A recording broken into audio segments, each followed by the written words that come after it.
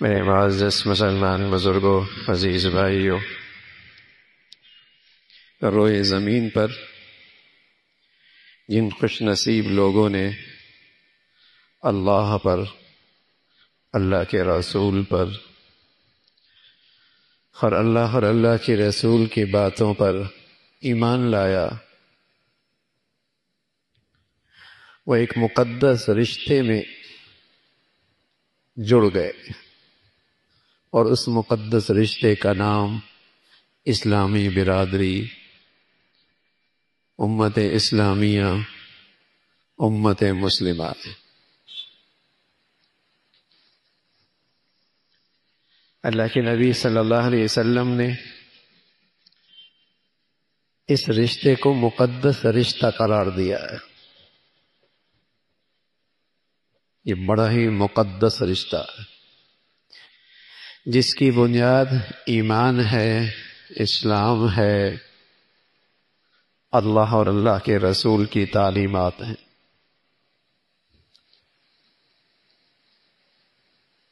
آپ علیہ الصلوۃ والسلام کی تعلیمات کا ایک بہت نمایاں حصہ اس پر مشتمل ہے کہ مسلمان آپس میں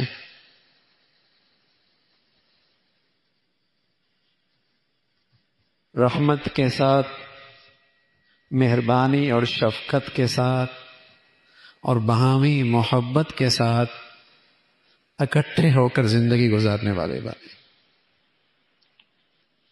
پیارے رسول صلی اللہ علیہ وسلم نے فرمایا، تری المؤمنین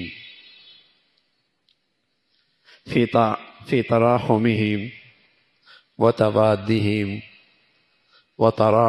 وتعاطفہم کمثل الجسد، کہ تم مسلمانوں کو دیکھو گے باہمی ایک دوسرے پہ رحمت کرنے میں، آپس میں باہم محبت کرنے میں، اور ایک دوسرے پہ شفقت اور مہربانی میں ایک جسم کی مانند، جیسے جسم کے کسی حصے کو تکلیف ہو تو سارا جسم اس کا ساتھ ہو جاتا ہے، اس تکلیف میں، اس رات کی بیداری میں، اس بخار میں۔ تو آپ علیہ الصلوۃ والسلام نے اپنی امت کو سبق دیا کہ تمہارا آپس کا تعلق برادری کا، اس مقدس رشتے کا اتنا مضبوط ہونا چاہیے۔ پیارے رسول صلی اللہ علیہ وسلم فرمایا کرتے تھے، المؤمنون کرجل واحد، ایمان والے سارے کے سارے ایک آدمی کی مانند ہیں، اور ایک آدمی کو جب آنکھ میں تکلیف ہوتی ہے اشتکا کلو، تو پورا جسم اس تکلیف کو محسوس کرتا ہے۔ وَإِنِ اشْتَكَى رَأْسُ، اگر سر میں درد اور تکلیف ہو تو پورا جسم اس میں مبتلا ہو جاتا ہے۔ فرمایا اسی طرح دنیا میں مسلمان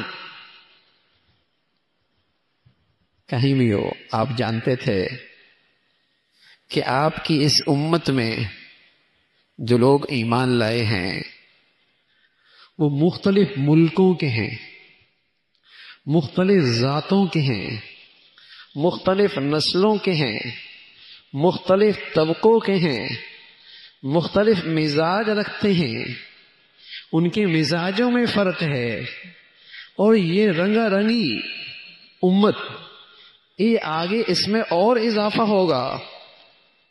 اب ان کے اندر وحدت قائم رہے، اب ان میں وحدت قائم رہے، تو آپ علیہ الصلوۃ والسلام نے بتایا کہ یہ ایسا مقدس رشتہ ہے، یہ اس رشتے کا لحاظ اور اس رشتے میں کمزوری وہیں آتی ہے جہاں سے ایمان اور اسلام کی روح نکل جاتی۔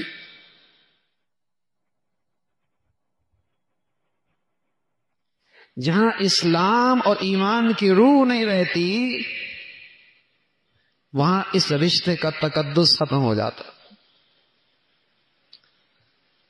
آپ علیہ الصلوۃ والسلام فرمایا کرتے تھے، المؤمن للمؤمن کالبنیان،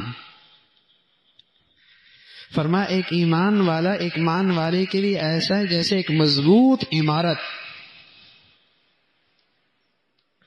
اور مضبوط عمارت کی جتنے اینٹیں اور جتنے پتھر ہوتے ہیں، جہاں وہاں ان کے اجزاء سے ایک عمارت مضبوط ہوتی ہے، اگر وہ پتھر بکھر جائیں، اینٹیں گر جائیں، تو اس عمارت کا وجود ختم ہو جاتا ہے۔ تو بتایا کہ اس امت کا ہر فرد یہ آپس میں باہمی ایسا مضبوط جڑا ہوا ہو جیسے اینٹوں کے درمیان عمارت میں خلا نہیں ہوتی، ان پتھروں کے درمیان میں کوئی خلا نہیں ہوتی، اور ہر ایک اینٹ دوسرے کے لیے مضبوطی کا باعث ہے۔ یہ اس امت کا ہر فرد اور ہر طبقہ اور ہر قوم اور ہر ملک کا ایک دوسرے کے لیے ایسی استحکام کا باعث بنے۔ اور پھر آپ علیہ الصلوۃ والسلام نے اشارہ نمونہ دکھایا، فرمایا یشد بعضہ بعضا، یہ ایک دوسرے سے مضبوطی حاصل کرتے ہیں، ثم شبک بین اصابع، پھر آپ نے انگلیوں کو انگلیوں میں ڈال کر فرمایا دیکھو یہاں کہیں خلا ہے، یہ دو ہاتھ ایک ہاتھ کی طرح کیسے ہو گئے اور ان میں کوئی خلا نہیں؟ فرمایا یہ امت اس ایمانی اور اسلامی رشتے میں یوں جڑی ہوئی ہے۔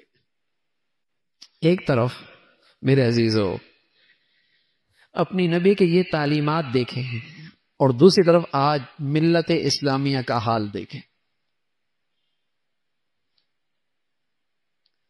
اس وقت پورے عالم اسلام کا حال دیکھیں، تصویر دیکھیں۔ ہماری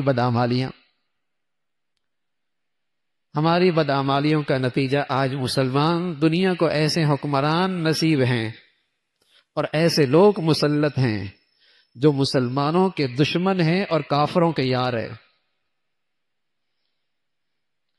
مسلمانوں کے غدار ہیں اور کفار کے وفادار ہیں، وہ مسلمانوں کے لیے موذی ہیں، موذی، اور کفار کے لیے معاون اور مددگار ہیں۔ ہماری بدعمالیاں ہیں۔ اسلامی دنیا کو ایسے بدنصیب لوگ، ان لوگوں سے واسطہ پڑا ہے، صرف اپنی مفادات کی خاطر آج اس امت کو پارا پارا ٹکڑے ٹکڑے کر رکھا ہے۔ کوئی ایک ملک دیکھیں جو کسی مسلمان ملک کو قبول کرنے کے لیے تیار ہے، مدد کرنے کے لیے تیار ہو۔